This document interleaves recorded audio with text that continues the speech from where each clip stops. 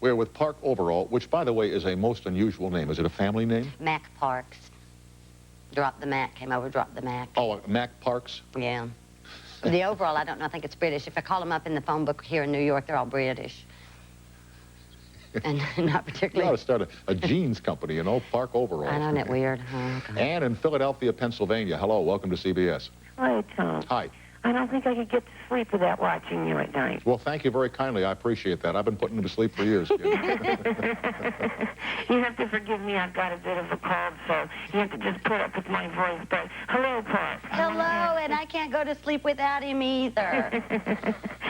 Park, I wanted to ask you if your southern accent, if they asked you to get rid of that in the beginning of your career, or... Many, many times. Okay. And I can only do it if I'm comfortable. Isn't that interesting? If I'm comfortable, I can drop it. If I'm not, it gets thicker. It seems exaggerated to me. That's why... You come to Greenville, Tennessee one day. Okay. I thought the answer to my question from you, I thought that you would answer it with that they decided that the southern accent was actually helping your career. I think you were exaggerating it. It has helped me. One day it will be a big hindrance, obviously, but for now it served me well, and I honor it. And can you speak without it for me for a minute? Set down your honorable load, if honor may be shrouded in a hearse. Oh, that's lovely. Thank you. I like this southern accent. Your southern accent is just fine. And get rid of the cold. Feel better now, okay? Yeah. Okay, thank you, Tom. Thanks for calling, Ann. Bye-bye now. I read that when you were a kid, you were 9 years old, and you fell ill in London. You went to a hospital, and your mom had to come and be with you there for the better part of a year. Now, what happened then? Yes, I got diabetes, and my mother kept saying she's got diabetes, and with their socialized medicine, bless their hearts, they kept saying she had a throat infection. And I had diabetes. I noticed how you said with their socialized medicine, bless their hearts. You probably don't have an awful lot of warmth in your heart for socialized medicine. I don't. We need it, but, you know, if you overlook something as obvious as diabetes, for heaven's sake. Not a tough one to diagnose. Not at all. I mean, even the Greeks knew about it. Yes, they did. So that's kind of set me against it. So were you really ill? I mean, you were... Yeah, I fell in a coma. I was 9 years old. Yes, I was. Boy, I enjoyed that, though. Taught you how to shoot the oranges full till they exploded with your little syringe, and they'd give you guns to shoot yourself, and it was kind of fun at 9. And do you still have to watch what you eat, watch your diet and stuff? Oh, I'm a fanatic. I'm a fanatic. I've had it 30 years. How so? What's bad for you? What's good for you? I eat very little, and I exercise very much. I sure do. And when you eat a little bit, what would it be? Chicken, toast, cottage cheese, pickles. Pretty boring stuff. Not the pickles. Shelley, West Lafayette, Indiana. Hi.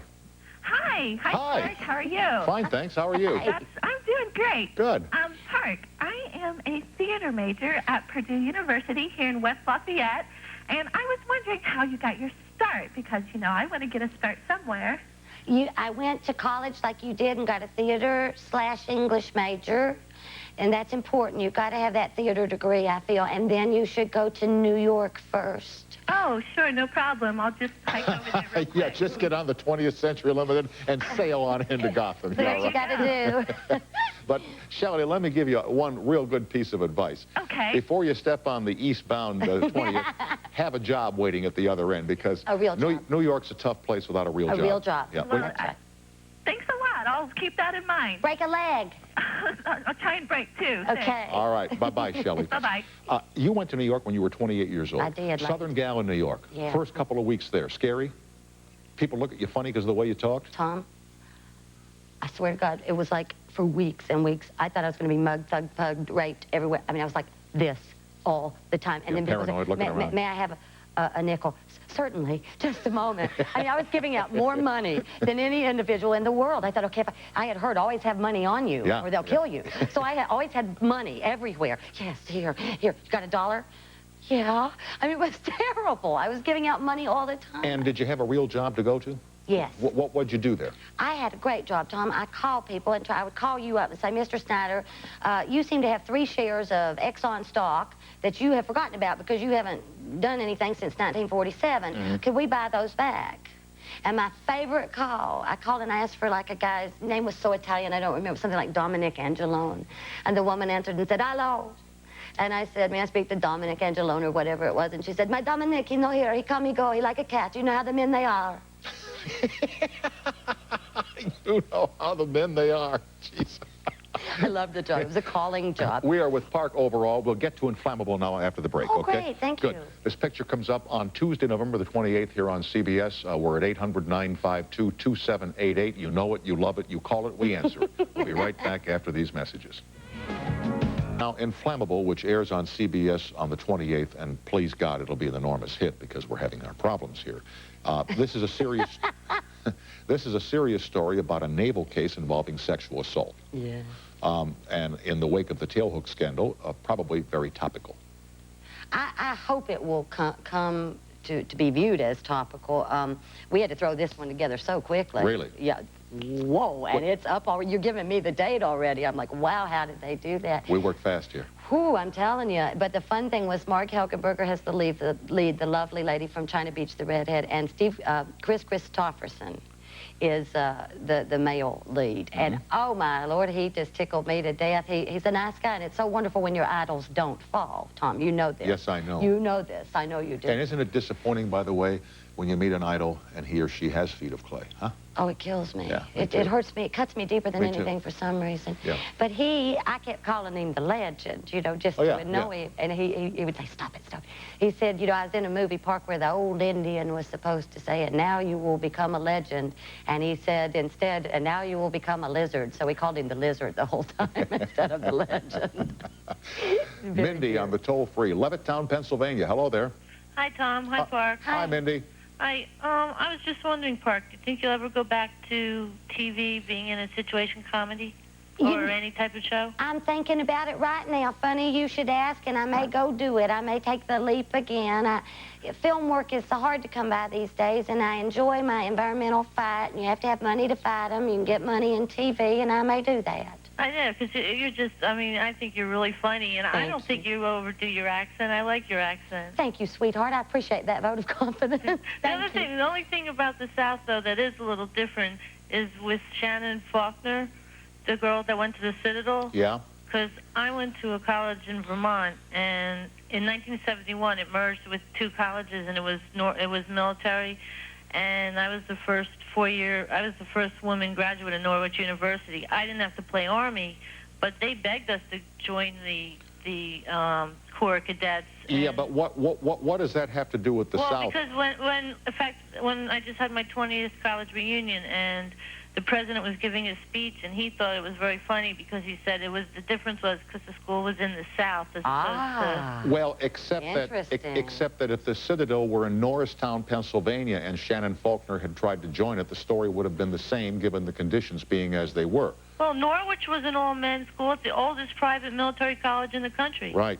Well, you fixed that, Mindy. Yeah, I know I did. I got away with murder. So she made it through? 20 years ago, went to the reunion. Way to go.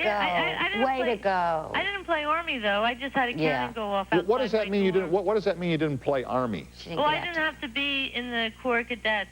I just got to be me. I mean, I didn't have to play, put on the uniform and stuff. There were some girls that did. You mean you didn't want to get down there in the foxholes with the guys?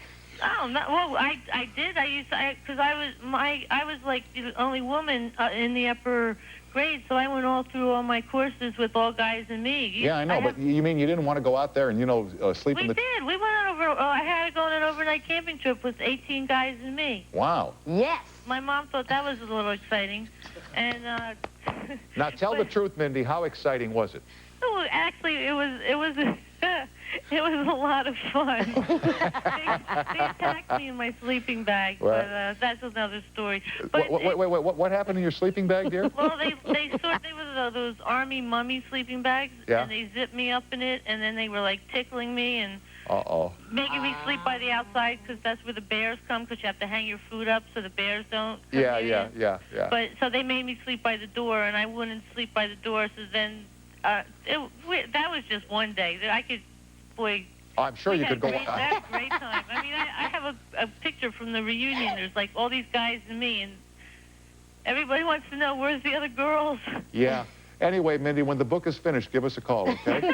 Nice to meet you. All right, honey. Thanks. Bye-bye now. Okay, bye, Tom. Bye, Pork. All right, bye-bye, Mindy. Great sense of humor, huh? Darling. Every now and again. Now, again, they voted you as Miss Outlaw Biker. Do you bike at all? Do you have a bike, a boyfriend with a bike? Or? I pack, which means I got you. I get on behind, and I love to go behind a man that is experienced at the wheel, and I love to go. You mean, you know, riding in the back seat of the motorcycle? Yeah, that's what I love. I love motorcycle. Let me ask you a question. Like when they get going like 55 or 60, because I see these boys and girls. No, I'm serious. You know, they drive pretty fast out there on the freeways, and sometimes late at night I'll see a guy and a gal on a bike on Sunset Boulevard. They're 2 and 45, 50, and she's hanging on to him.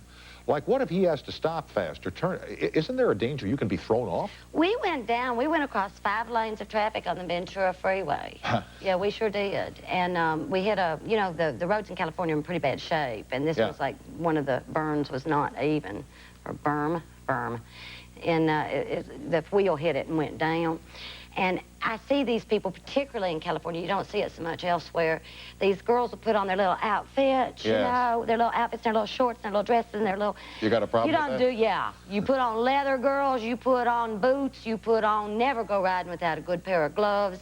I don't care what the weather is, you cover your skin. I almost took my arm off because I was being cute. You can't get on the back of a bike and be cute. If you're going to bike, you put on your gear and you do the safety stuff. And wear your helmet. I'm anti-helmet, but that's my problem. Child, when your head hits the pillow at night, I'm sure that you're absolutely confident you're right in every regard. How'd you know that? How'd you know? It just leaps out of you, my dear. I'm anti-helmet, but that's my problem. And for you guys driving behind bikers and gals, give them a little room. You know, a lot of drivers will get up right behind a bike. I never do. I stay 5, 6 lengths back just in case something happens. I want to be able to stop the car. You know what I mean? Yeah, good for you. Do you know in Japan, if you kill someone on a bike, you go to jail forever? Good. We will continue with Fox Butterfield from the New York Times. Park? Thank you. Fox. Thanks for... thank you for coming over tonight. I hope the movie's a big hit. I hope you have a great holiday on Thanksgiving, and come back and visit us soon, will you? Thank you for having me. My great pleasure. Bye. Park overall, Inflammable. Even the movie names are tough for me. You know, can't they make a simple movie or call it The Flame? You know? Like the names of the tomorrow night, the guests next week. They give me names I can't... Why can't we have people here named Jack Smith? You know, make it easy on me. This is not easy. Fox Butterfield is next. Right after these messages. Stay tuned. Parkinson.